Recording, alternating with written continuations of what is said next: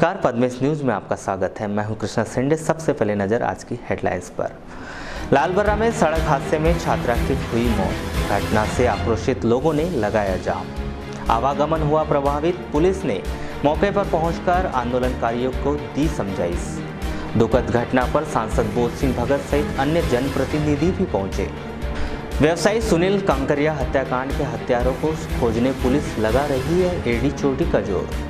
SP Amit Sanghi ने 2 और टीमों को भेजा महाराष्ट्र। इस मामले को लेकर वैश्य महासभा ने एसपी को ज्ञापन सौंपकर हत्यारों को शीघ्र गिरफ्तार करने की मांग। लांजी के ग्राम साडरा में खेत के कुएं में एक युवती की मिली लाश।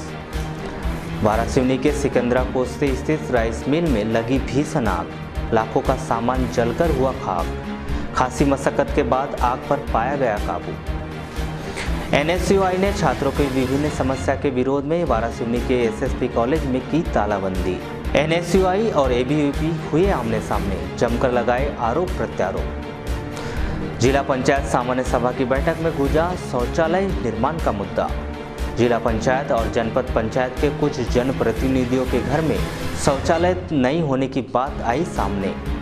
आरोपों को जिला पंचायत अध्यक्ष ने बताया निराधार। और सकरी में 55 वर्षीय वृद्धा की हत्या, घर में पुलिस ने 100 किया बरामद। अब समाचार विस्तार से। लालबर्रा के पांगा तालाब के पास मोड़ पर पिकअप वाहन की टक्कर से स्कूल से लौट रही छात्रा दीपशिखा पटले की मौके पर ही मौत हो गई। वहीं घटना के घटित होते ही पिकअप वाहन फरार हो गया। छात्रा की मौत से आक्रोशित ग्रामीणों ने राज्य मार्ग पर चक्का जाम कर दिया।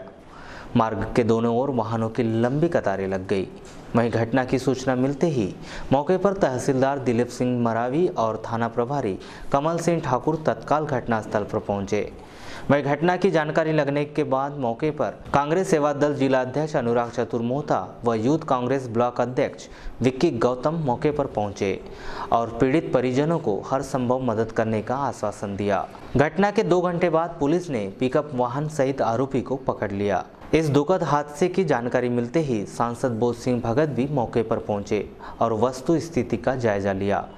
इस मामले में पुलिस द्वारा मर्ग कायम कर जांच की जा रही है। सर, क्या घटना हुई है? दीपशिखा पटले अपने स्कूल से आ रही थी कन्याशाला से जी। यहाँ मोड़ के पास किसी अज्ञात वाहन ने टक्कर मार दी, टक्कर लगी, उसकी मृत्यु। तो कहाँ चोट है सर? सिर में चोट। अभी क्या स्थिति है मौके पे?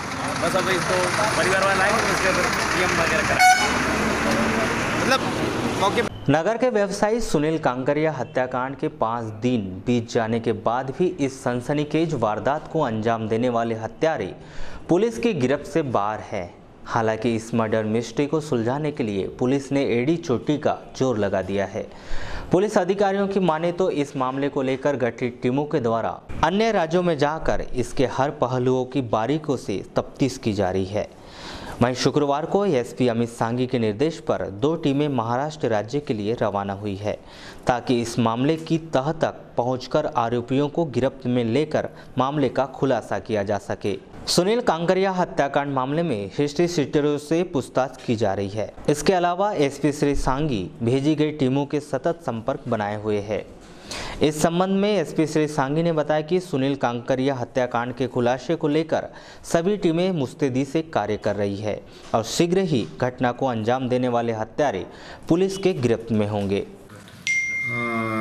ये आज चौथा दिन है सुनील काकड़िया जी का जो मर्डर हुआ था और इसमें इन्वेस्टिगेशन में हमारी टीमें लगी हुई हैं पूरी मेहनत से और हमको जो भी लीड मिल रही है उस पर हम काम कर रहे हैं और लगातार हमारी टीमें शहर के अंदर, मध्य प्रदेश के अंदर और राज्य के बाहर तीनों ही जगहों पे लगातार सक्रिय हैं और हमारे जो सेकंड इन कमांड में तीनों एडिशनल एसपीज़ हैं, ये हर पल पल की मॉनिटरिंग कर रहे हैं कि जो टीमें हमारी काम कर रही हैं उनकी क्या प्रोग्रेस हुई और प्रतिदिन सुबह और शाम को और दोपहर में मेरे द्वारा समीक्षा की जा रही है कि किसने क्या काम किया और जो टास्क दिए थे वो पूरे हुए कि नहीं और हम कोई भी बिंदु इसमें नहीं छोड़ रहे हैं और मुझे उम्मीद है कि इसी मेहनत से हम करेंगे तो बहुत जल्दी हम इसको निकाल पाएंगे। वहीं कांकरिया हत्याकांड में लिप्त सभी आरोपियों को जल्द से जल्द गिरफ्तार किए जाने की मांग को लेकर वैश्य महासम्मेलन की जिला इकाई ने शुक्रवार को पुलिस अधीक्षक अमित सांघी को एक ज्ञापन सौंपा, जिसमें उन्होंने इस हत्याकांड में लिप्त आरोपियों को गिरफ्तार कर उन्हें कड़ी से कड़ी सजा दिलाए जाने की मांग की है। साथ ही इस घटना से व्यापारियों तथा जिले वासियों में आक्रोश होने की बात की। फिलहाल मैं इसलिए रूल आउट करता हूँ कि जो अभी तक अपने पे जानकारी है उसके मुताबिक इनकी श्रीमती जो है वो अंदर जब गई हैं पहले तो नहीं, उनके जाने के बाद ये लोग अंदर घुसे और वहीं सीढ़ी पे बने रहे। फिर उसके बाद इनकी मैडम आई है वो अंदर गई। अगर लूट डकैती का कोई चीज होती। ज्ञापन के संदर्भ में की गई चर्चा के दौरान वैश्य महासम्मेलन के अध्यक्ष सुभाष गुप्ता ने बताया कि पुलिस को सीसीटीवी फुटेज हाथ लगी है, जिसमें आरोपियों के चेहरे साफ नजर आ रहे हैं। बावजूद इसके भी पुलिस अब तक हत्यारों को गिरफ्तार नहीं कर पाई है, जिससे ऐसा प्रतीत होता है कि पुलिस प्रशासन मुस्तैदी से कार्य नहीं कर रहा है। मैं सुभाष गुप्ता, वैश्य महासम्मेलन मध्य प्रदेश जिला इकाई बालाघाट का अध्यक्ष। बालाघाट शहर के लिए बड़ा दुखद हादसा था और एक प्रकार से इस प्रकार का मेन बाजार में 10:30 बजे रात को जब पूरा रास्ता चलते रहता है और सराफा बाजार भीड़भाड़ का स्थान, वहां पर दो अज्ञात आरोपियों ने, गुंडों ने एक सम्राट व्यक्ति श्री सुनील जैन का बड़े निर्ममता से, क्रूरता से उसका मर्डर कर दिया। पुलिस प्रशासन के सामने जो सीसीटीवी थे उसके फुटेज मिले, उनके चेहरे भी पूरे तौर से स्पष्ट दिखाई देते हैं और आज बीच से करीब 3-4 दिन हो गए हैं, कोई भी उन आरोपियों का स्पष्ट पता नहीं चला है। क्लू लांजी के अंतर्गत आने वाले ग्राम साडरा स्थित खेत के कुएं में युवती की लाश मिलने से गांव में सनसनी फैल गई। सूचना मिलते ही स्थानीय पुलिस ने घटनास्थल पर पहुंचकर युवती की लाश बरामद कर पोस्टमार्टम के लिए अस्पताल पहुंचाया, जिसके बाद युवती के शव को उनके परिजनों के हवाले कर दिया गया। प्राप्त जानकारी के अनुसार युवती 24 घंटे से घर से लापता थी, जिसकी लाश खेत के कुएं से बरामद की गई। वारासुनी क्षेत्र के अंतर्गत आने वाले सिकंदरा कोस्ते स्थित आलोक राइस मिल में शुक्रवार सुबह अचानक आग लगने से अफरा तफरी का माहौल निर्माण हो गया। आगजनी की इस घटना को काबू पाने के लिए नगरपालिका वारासुनी और बालाघाट की फायर ब्रिगेड टीम को घंटों मशक्कत करनी पड़ी।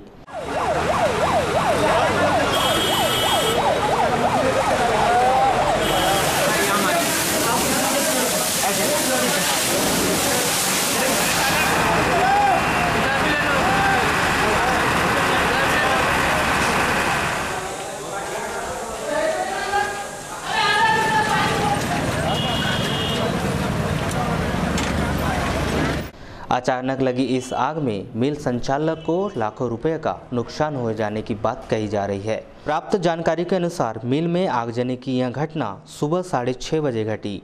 मिल के मजदूरों ने मिल में अचानक धुआं निकलते हुए देखा, जिसकी जानकारी उन्होंने मिल संचालक को दी। मिल संचालक ने तुरंत घटनास्थल पर पहुंचकर पुलिस और नगरपालिका को सूचना दी।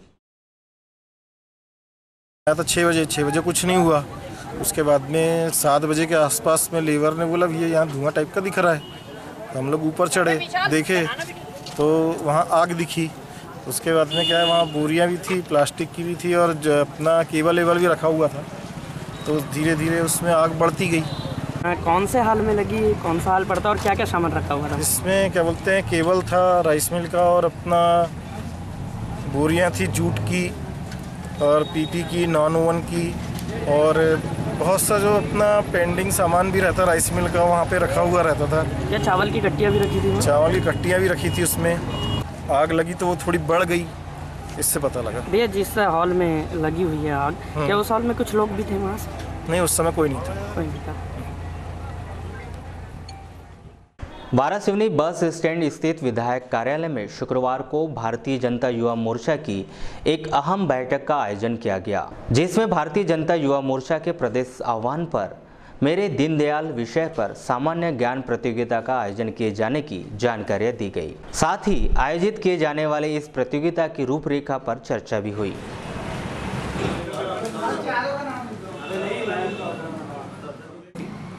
इसमें आने वाले दिसंबर माह के अंतिम सप्ताह में एक प्रतियोगिता आयोजित कर रही है भारतीय जनता युवा मोर्चा मध्य प्रदेश। ये प्रतियोगिता है हमारे दीनदयाल जी, मेरे दीनदयाल और श्यामा प्रसाद मुखर्जी, स्वामी विवेकानंद जी, इनकी जीवन चरित्र की जानकारी उस प्रतियोगिता में।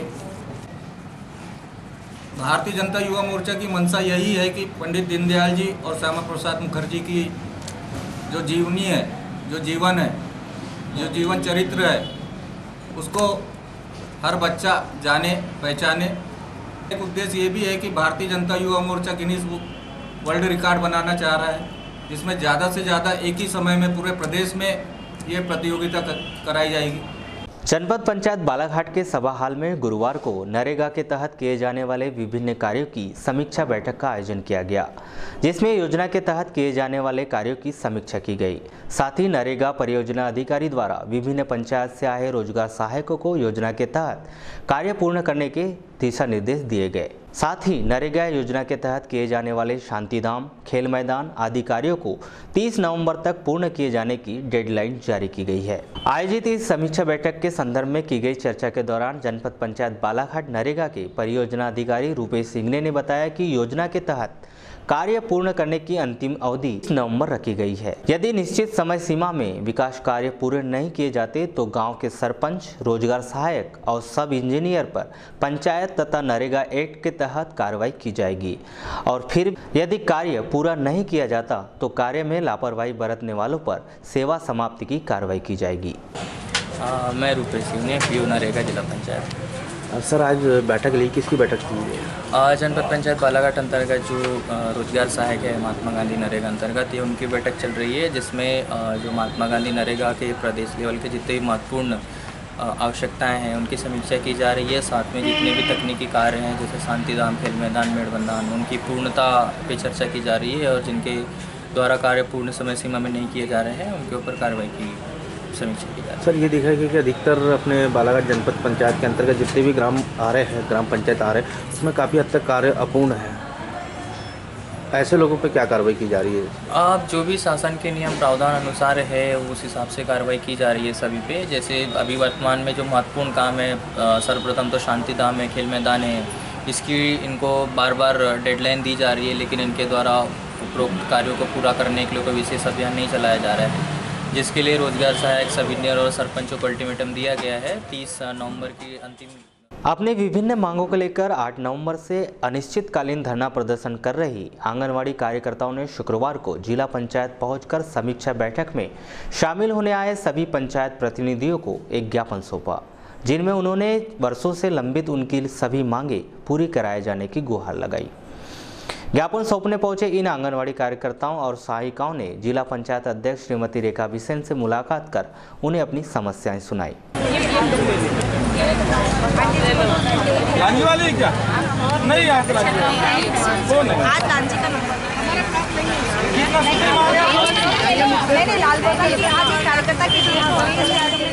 बुलंद आवाज नारी शक्ति आंगनवाड़ी कार्यकर्ता सहायिका संगठन द्वारा मांग पूरी न होने पर उग्र आंदोलन किए जाने की चेतावनी दी गई है। आज हमें पता चला कि जिला पंचायत में अपने ग्रामीण के सब जनप्रतिनिधि, जिला पंचायत सदस्य, जनपद सदस्य उपस्थित है, तो हमने अपनी मांगों से उनको अवगत कराने के लिए आज यहाँ पर हमने जिला पंचायत के सामने उन्हें अपना ज्ञापन सौंपा। क्या कहना चाहते हैं आप उनसे? हम उनका ध्यान अपने हड़ताल जो हम कर रहे हैं अभी 15-16 दिन से लगातार, तो उनका हम यानी कि क्यों बैठे हमारी मांगों को पूरा करने के लिए, उनका ध्यान आकर्षित करने के लिए आज हमने यहाँ पर ज्ञापन सौंपे। Gondia road Navegaon petrol pump के पास ट्रैक्टर ट्रॉली मोटरसाइकिल को टक्कर मारने के बाद पलट गई। इस सड़क हादसे में ज्ञानीराम चौहान और उसका पुत्र पवन चौहान घायल हो गए, जिन्हें जिला अस्पताल में भर्ती किया गया है। केंद्र व राज्य सरकार के साथ शासन, प्रशासन और अन्य जनप्रतिनिधि भले ही गांव-गांव में स्वच्छ भारत अभियान और शौचालय निर्माण की जागरूकता फैला रहे हैं, लेकिन जिला पंचायत और जनपद पंचायत के कुछ ऐसे जनप्रतिनिधि भी हैं जिन्होंने खुद अपने घरों में शौचालय का निर्माण नहीं करवाया है। यह मामला शुक्रवार को जिला पंचायत में आयोजित समीक्षा बैठक में लंबे समय तक गूंजता रहा। आपको बता दें कि शुक्रवार को आयोजित इस जिला पंचायत की समीक्षा बैठक में अतिरिक्त 3 विषय सहित कुल 9 विषयों पर एजेंडा रखा गया था, जिस पर जनप्रतिनिधियों ने अपने अपने क्षेत्र में कराए गए विकास कार्यों की जानकारी दी। इसी जानकारी के दौरान जनपद पंचायत और जिला पंचायत प्रतिनिधियों के घर भी शौचालय न होने की जानकारी मिली। आयोजित इस बैठक के संदर्भ में की गई चर्चा के दौरान परसवाड़ा विधायक प्रतिनिधि नवीन चौधरी ने जिला पंचायत कमेटी द्वारा की गई आंगनवाड़ी कार्यकर्ताओं की भर्ती में भ्रष्टाचार होने का आरोप लगाया। मैं नवीन चौधरी, विधायक प्रतिनिधि जिला पंचायत मधुभगत। 2016 में बालाघाट ब्लॉक परसवाड़ा विधानसभा क्षेत्र के अंतर्गत आमगांव और बुढ़िया गांव आंगनवाड़ी कार्यकर्ताओं की नियुक्ति की गई थी और वो खंड स्तर पर जो नियुक्ति की गई उसमें गरीबी रेखा के नीचे जो आवेदिकाएं थी उनको 10-10 नंबर दिए गए, लेकिन आपत्तिकर्ताओं ने आपत्ति लगाई और कार्ड की जाँच के लिए आपत्तिकर्ताओं ने मांग की थी जिला कमेटी से, लेकिन जिला कमेटी ने कार्ड की जाँच न करते हुए बुढ़िया गांव और आमगांव की आंगनवाड़ी कार्यकर्ताओं की नियुक्ति की गरीबी रेखा की पूरे 5 लोग जो थे उनकी ही जांच करवाई और अभी जो जिला कमेटी ने जो नियुक्ति दी है उसकी गरीबी रेखा की जांच नहीं करवाई, लेकिन इसमें अनियमितता बरती गई है। जिस प्रकार से आंगनवाड़ी आमगांव, सैरवी और बुढ़िया गाँव में जिन भी कार्यकर्ताओं की नियुक्ति की है उसमें अनियमितता बरती गई है। वहीं जनपद पंचायत अध्यक्ष पूरनलाल ठाकरे ने ग्राम बीज योजना सहित जन प्रतिनिधियों के नाम न बताने की शर्त पर जन प्रतिनिधियों के घर में शौचालय नहीं होने की बात स्वीकार की। पूरनलाल ठाकरे, जनपद अध्यक्ष बालाघाट। जिला पंचायत सदस्य का नाम तो नहीं बताया, पर हमारे जनपद सदस्य एक हैं जिनके यहाँ पे टॉयलेट नहीं, जिसको हमने प्रेरित किया और शायद संभवतः वो बनाएगा वो, पर नाम इसलिए लेना उचित नहीं होगा कि उसमें सामने वाले को लगता है। पर हमारे जनपद में एक जनपद सदस्य है जिसको बोला गया कि भाई टॉयलेट बना ले अपने घर में, तो हम अगर अपने घर में टॉयलेट बनाएंगे तो हम लोगों को बोलेंगे, नहीं तो पता चला कि हमारे घर में नहीं है और हम दूसरे को कैसे समझाएं। तो ये वाला मामला आपने रखे आज? हाँ रखा ना। तो क्या कहा सदन में? सदन में कहा गया कि भाई जो भी अगर हो तो वो समझ करके और अपना टॉयलेट बना ले अपने अपने घर में। जैसे हमने बोला कि हमारे जनपद में एक जनपद सदस्य है, तो जिसको हमने मतलब प्रेरित किया कि भाई तुम अपने घर में टॉयलेट बना लो। क्या लगता है, क्या जिला पंचायत सदस्य क्या अभी बनाया है कि नहीं टॉयलेट? नहीं, अब जैसे मैडम ने बताई थी कि एक जिला पंचायत सदस्य बिना नाम लिए कि एक जिला पंचायत सदस्य है ऐसे जिनके घर में टॉयलेट नहीं है, तो वो अगर है तो उसको स्वयं उसको बना लेना चाहिए उसको। जब इस पूरे मामले में जिला पंचायत अध्यक्ष श्रीमती रेखा बिसेन से चर्चा की गई तो उन्होंने जनप्रतिनिधियों के घर शौचालय नहीं होने की बात से इनकार कर दिया। साथ ही अन्य जनप्रतिनिधियों द्वारा लगाए गए आरोपों को बेबुनियाद बताया है। आज समीक्षा बैठक रखी जिला पंचायत सदस्य सामान्य सभा, कैसी क्या बैठक है? वो तो हमारी रूटीन की बैठक है कि महीने में एक बार बैठक होती है और उसमें सारे विभाग की हमारे माननीय सभी सदस्यों के द्वारा समीक्षा की जाती है हर विभाग की। और उसमें हमने इसमें अभी क्या है कि जैसे हमको सबसे प्राथमिकता के रूप में लिया कि हमारा बालाघाट जिला ODF करना है, इसीलिए हमने सभी माननीय सदस्यों ने स्वच्छ भारत के अभियान को लेकर उनकी समीक्षा की है। और कुछ थोड़ी सी दिक्कतें हैं कि मान लो कोई शौचालय SBM में है और मनरेगा से नहीं बन पाई है, जो बीच में एक निर्धारित समय दिया गया था, तो उसके लिए हमने शासन से मांग किया है कि कुछ समय अवधि यदि मनरेगा से बनाने का अवसर मिल जाता है तो निश्चित रूप से ODF करने में हमें सहूलियत होगी और कोई भी मतलब शौचालय से वंचित नहीं रहेगा, ये हमारा प्रयास है। मैडम, ये भी देखा गया कि जनप्रतिनिधि हमें बताया है कि नाम न बताने की शर्त पे कि दो ऐसे सदस्य हैं, एक जिला पंचायत सदस्य और एक जनपद सदस्य, उनके घर में टॉयलेट नहीं बन पाया। नहीं, ऐसा नहीं हो सकता। कोई जिला पंचायत के सदस्य के घर में टॉयलेट ना हो, जिसने भी जानकारी दी गलत जानकारी दी है। सबके घर में टॉयलेट है और सभी माननीय सदस्य सब पढ़े लिखे हैं, अच्छे हैं और सारे योजना को समझते हैं, शासन के क्या नियम प्रक्रिया इसको भी समझते हैं। चांगोटोला के ग्राम सकरी में बीती रात 55 वर्षीय सागनबाई सोनेवाने की पुलिस ने उसी के घर में लाश बरामद की है। प्राप्त जानकारी के अनुसार 24 नवंबर को मृत अवस्था में उसके परिजनों द्वारा देखा गया था। सागनबाई की किसी ठोस वस्तु से हत्या किया जाना प्रतीत होता है। फिलहाल पुलिस इस मामले की विवेचना कर रही है। मध्य प्रदेश उच्च शिक्षा विभाग द्वारा जारी खेल कैलेंडर के परिपालन में शुक्रवार को नगर के मुन्ना स्टेडियम में जिला स्तरीय महिला फुटबॉल प्रतियोगिता का आयोजन किया गया, जिसमें बालाघाट और बैयर विकासखंड के प्रतिभावान खिलाड़ियों ने अपनी खेल प्रतिभा का प्रदर्शन किया।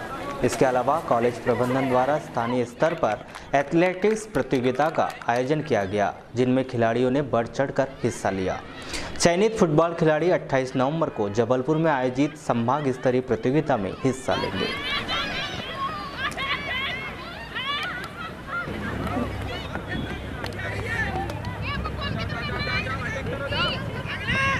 जिला राजपूत क्षत्रिय सभा के तत्वाधान में 26 नवंबर को स्वजातीय बंधुओं के सहयोग से विविध कार्यक्रमों का आयोजन किया जाएगा। नगर के कमला नेहरू सभागार में शस्त्र पूजन और सामाजिक मिलन समारोह का आयोजन किया जाएगा।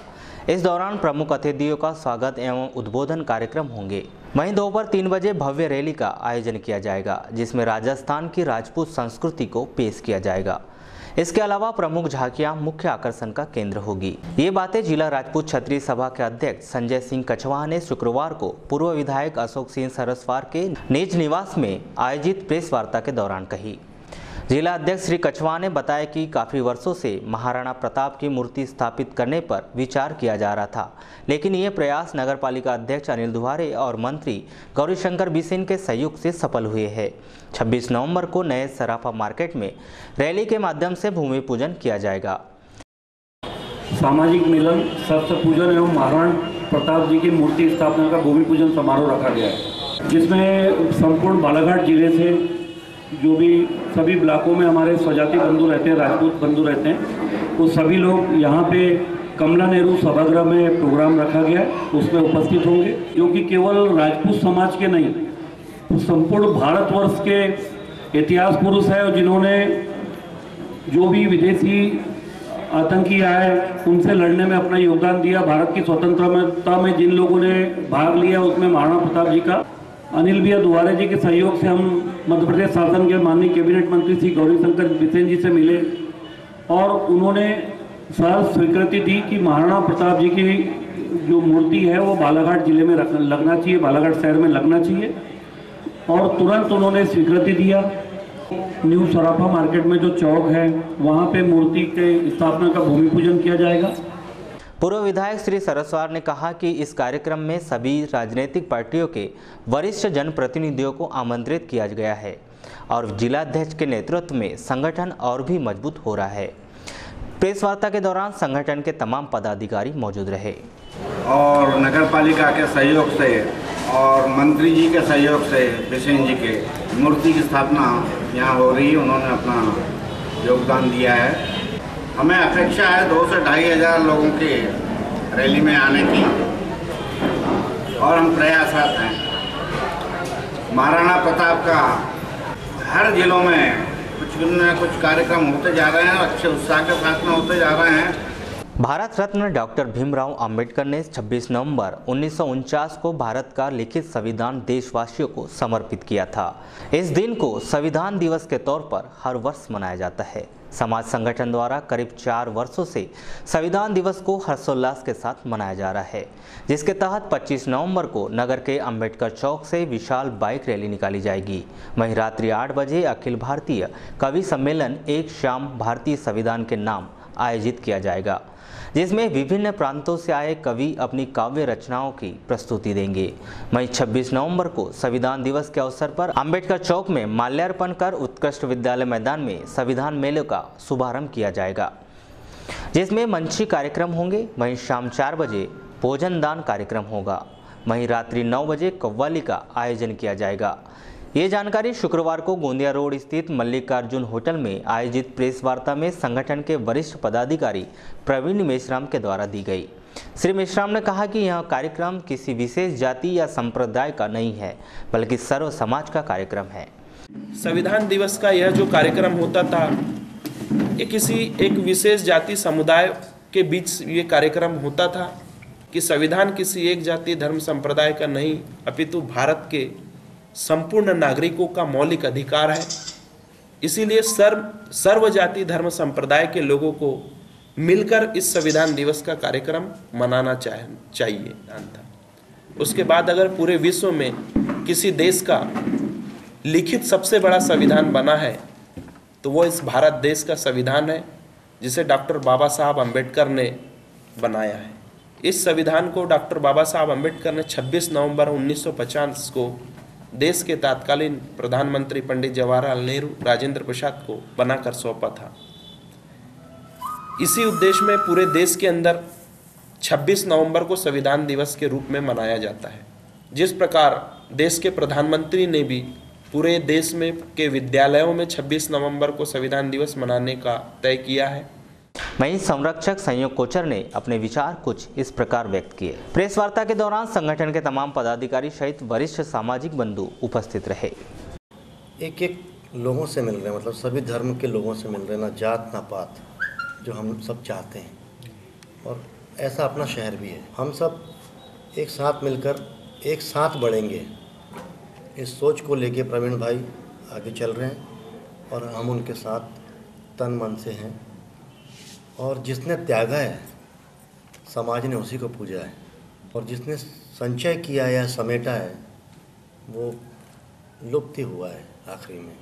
अगर राम जी का राम राज्य हो जाता तो शायद उन्हें हम राजा के नाम से जानते हैं, लेकिन 14 साल वनवास काटने के बाद उन्होंने जो दुख सहा, सब कुछ त्यागा, इसलिए आज हम उनको भगवान के रूप में पूजते हैं। वैसे ही बाबा साहब अम्बेडकर, उन्होंने अपने लिए कुछ नहीं किया, लेकिन शोषित, पीड़ित और ऐसे लोग जो समाज में जिनको हीन दृष्टि से देखा जाता था, उनको सबको बराबरी में लाने के लिए उन्होंने जो संविधान की रचना की, उस संविधान को मैं प्रणाम करता हूँ, नमन करता हूँ। शहर वितरण केंद्र बालाघाट के विद्युत उपभोक्ताओं की समस्या के निराकरण के लिए 25 और 26 नवंबर को प्रातः 11 बजे से अपराह्न 4 बजे तक विद्युत उपभोक्ता शिकायत निवारण शिविर का आयोजन शहर वितरण केंद्र बालाघाट में किया जा रहा है। शहरवासी इस शिविर का लाभ उठा सकते हैं। 12 सुनी बाल उद्यान में एनसीसी कैडेट्स द्वारा स्वच्छता अभियान चलाया गया। शुक्रवार को आयोजित इस कार्यक्रम में एनसीसी कैडेट्स ने एक जन जागृति रैली के माध्यम से शहरवासियों को स्वच्छता की जानकारी दी। एनसीसी कैडेट्स द्वारा निकाली गई यह रैली शहर के विभिन्न चौक चौराहों का भ्रमण करते हुए बाल उद्यान पहुंची, जहां इस कार्यक्रम का समापन किया गया।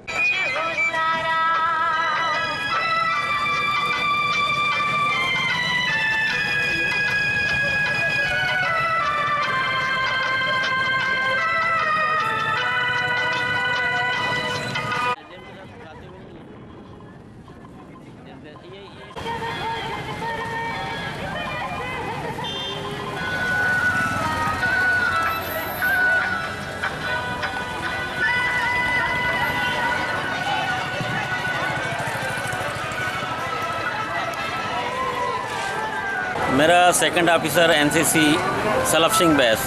सर, आज ये क्या कार्यक्रम कराया जा रहा है? ये एनसीसी दिवस सप्ताह में जो सफाई अभियान, स्वच्छता अभियान जो भारतवर्ष में चल रहा है, उसी के अंतर्गत सफाई की जा रही है और संदेश दिया जा रहा है सभी दुकान वालों को कि कचरा ना करें। ये किन उद्देश्य को लेकर? ये सफाई, जिससे क्या है बीमारियां फैलती है, उसी उद्देश्य को लेकर किया जा रहा है कि बीमारी ना फैले और हमारा देश स्वच्छ रहे। छात्र छात्राओं की विभिन्न समस्याओं के निराकरण किए जाने की मांग को लेकर शुक्रवार को एनएसयूआई संगठन द्वारा वारासिवनी के एसएसपी कॉलेज में तालाबंदी कर विरोध प्रदर्शन किया गया।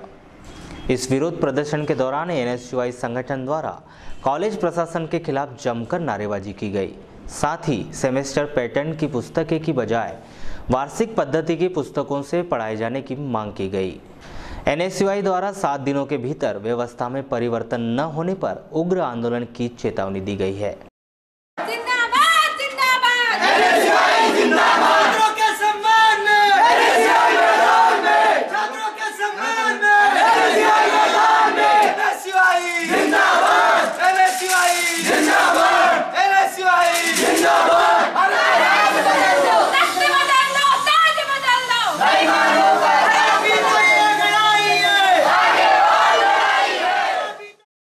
कॉलेज में किए जा रहे इस आंदोलन के बीच एनएसयूआई और एबीवीपी संगठन छात्र हित के मुद्दों को लेकर आमने सामने नजर आए। साथ ही दोनों संगठनों ने एक दूसरों पर जमकर आरोप प्रत्यारोप लगाए। अन्नी शर्मा है, एनएसयूआई जिला महासचिव वाला। आज हम लोगों ने तालाबंदी किए थे, जो हमारे बच्चे जो ईयरली सिस्टम लागू हो गया, सेमेस्टर सिस्टम बंद करने के बाद में, तो ईयरली सिस्टम जो हिंदी ग्रंथालय, उसकी उन लोगों को बुक्स अवेलेबल ही नहीं हो रही है मार्केट में, और बच्चे लोग क्या पढ़ेंगे? मार्च में एग्जाम आने वाली है, तो उनका भविष्य अंधकार में ना, उनका भविष्य तो बर्बाद हो जाएगा। उसको लेकर के हमने आज ज्ञापन सौंपे एनएसयूआई द्वारा। दयाल वासनिक एनएसयूआई जिलाध्यक्ष। बालाघाट जिले के हर महाविद्यालय में ये समस्या उत्पन्न हो रही है, क्योंकि कहीं ना कहीं बच्चों को स्टेशनरी नहीं मिल पा रही है और जो उनका सिलेबस है उस सिलेबस की पुस्तकें नहीं मिल पा रही है। तो ये बच्चों के साथ अन्याय हो रहा है, जिसका बालाघाट एनएसयूआई ने पुरजोर विरोध करते हुए पूरे बालाघाट जिले में मुहिम चालू की है। अखिल भारतीय विद्यार्थी परिषद के विभाग सह संयोजक का ऐसा दायित्व है, हरीश गुप्ता नाम है। हमारे महाविद्यालय छात्र संघ का जो चुनाव हुआ था, इसमें हमने घोषणाएं रखी थी कि ओबीसी और जनरल की जो बुकें हैं वो तत्काल लागू की जाए। जैसे हमने महाविद्यालय चुनाव किया तो उसमें जनभागीदारी समिति से हमने प्रस्ताव भेजा, मतलब मांग रखा, तो उन्होंने 4 लाख रुपए ओबीसी और जनरल के बच्चों के लिए बुक सेंक्शन करवा चुका है, जो 10 दिसंबर को विगत उनका टेंडर वेंडर निकल चुका है और विगत वो 10 दिसंबर को वितरण चालू कर दिया जाए। महाविद्यालय की पुस्तक और लाइब्रेरी से संबंधित समस्याओं पर उन्होंने ज्ञापन प्रस्तुत किया है। सर, प्रमुख मांगे क्या है उन लोगों की? मांग प्रमुख यही है कि जो पुस्तकालय में हिंदी ग्रंथ अकादमी की पुस्तकें उपलब्ध हैं और जो वर्षीय कार्यक्रम जो प्रारंभ हुआ है इस वर्ष से सेमेस्टर के स्थान पर, तो उसके लिए प्रथम वर्ष के बच्चों के लिए पुस्तकें वर्ष के हिसाब से उपलब्ध नहीं है। सर, उन्होंने तालाबंदी भी की सर महाविद्यालय के गेट सामने? अब मैं तो यहाँ पे अपने कार्यालय में था, मुझे उसकी जानकारी नहीं है। जब मुझे पता लगा तो मैं बाहर गया ताला खुलवाने के लिए। अब वो तो इसके पहले भी मौखिक रूप से बच्चों ने सूचना दी थी कि हमको पुस्तकों की उपलब्धता कराई जाए और इस संबंध में महाविद्यालय के स्तर में प्रयास भी प्रारंभ कर दिया गया है और बहुत शीघ्र महाविद्यालय के पुस्तकालय में प्रथम वर्ष से संबंधित बच्चों के लिए पुस्तकें भी उपलब्ध होने की संभावना। वाराणसी के वार्ड नंबर 4 में स्थित श्री सत्य साई मंदिर में शुक्रवार को श्री सत्य साई बाबा का 92वां जन्मोत्सव धूमधाम के साथ मनाया गया। श्री सत्य साई सेवा समिति के तत्वाधान में मनाए गए इस जन्मोत्सव में भजन, कीर्तन, सांस्कृतिक कार्यक्रम सहित अन्य कार्यक्रमों का आयोजन किया गया। आयोजित इस जन्मोत्सव का समापन केक काटने के बाद महाआरती का आयोजन किया गया।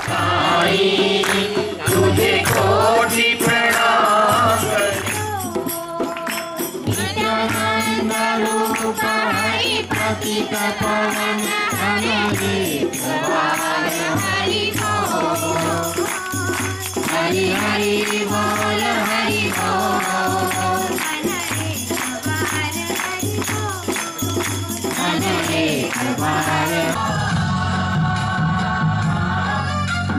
गणनायकाय गणदैवताय गणाध्यक्षाय धीमहि गुणशरीराय गुणमण्डिताय गुणेशानाय धीमहि गुणादेव जय देव जय जय गणराज विद्यासंधाता धन्य तुम्हारो दर्शन श्री राम देवता देव जय देव।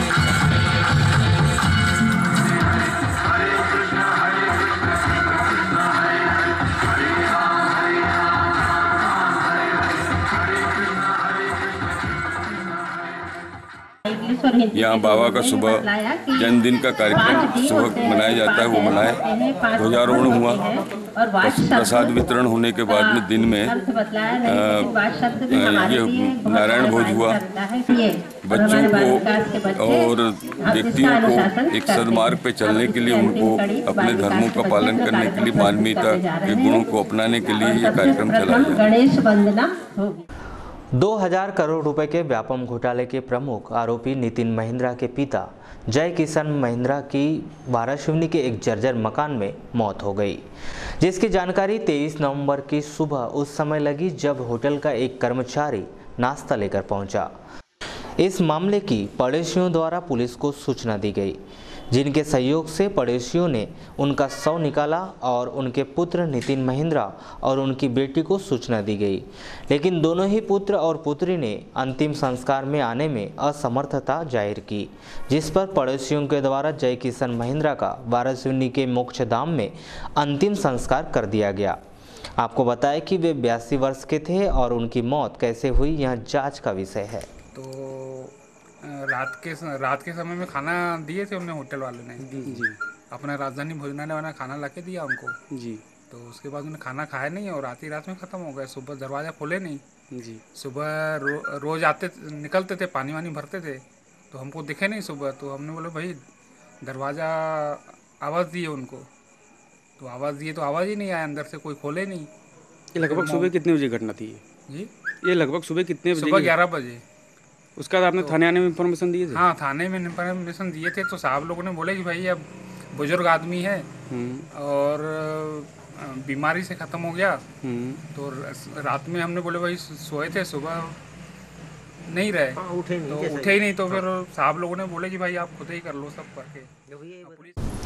अब अंत में मुख्य समाचार एक बार फिर। लालबर्रा में सड़क हादसे में छात्रा की हुई मौत। घटना से आक्रोशित लोगों ने लगाया जाम। आवागमन हुआ प्रभावित। पुलिस ने मौके पर पहुंचकर आंदोलनकारियों को दी समझाइश। दुखद घटना पर सांसद बोध सिंह भगत सहित अन्य जनप्रतिनिधि भी पहुंचे।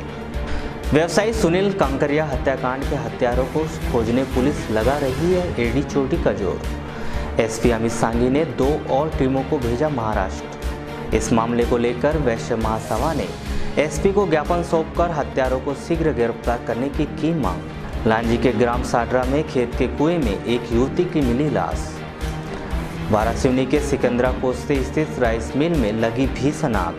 लाखों का सामान जलकर हुआ खाक। खासी मशक्कत के बाद आग पर पाया गया काबू। एनएसयूआई ने छात्रों की विभिन्न समस्या के विरोध में वारासिवनी के एसएसपी कॉलेज में की तालाबंदी। एनएसयूआई और एबीवीपी हुए आमने सामने, जमकर लगाए आरोप प्रत्यारोप। जिला पंचायत सामान्य सभा की बैठक में गूंजा शौचालय निर्माण का मुद्दा। जिला पंचायत और जनपद पंचायत के कुछ जनप्रतिनिधियों के घर में शौचालय नहीं होने की बात आई सामने। आरोपों को जिला पंचायत अध्यक्ष ने बताया निराधार। और सकरी में 55 वर्षीय वृद्धा की हत्या, घर में पुलिस ने 100 किया बरामद। तो ये थे अब तक के समाचार। नए समाचारों के साथ फिर से होगी आपसे मुलाकात। तब तक के लिए दीजिए इजाज़त। नमस्कार।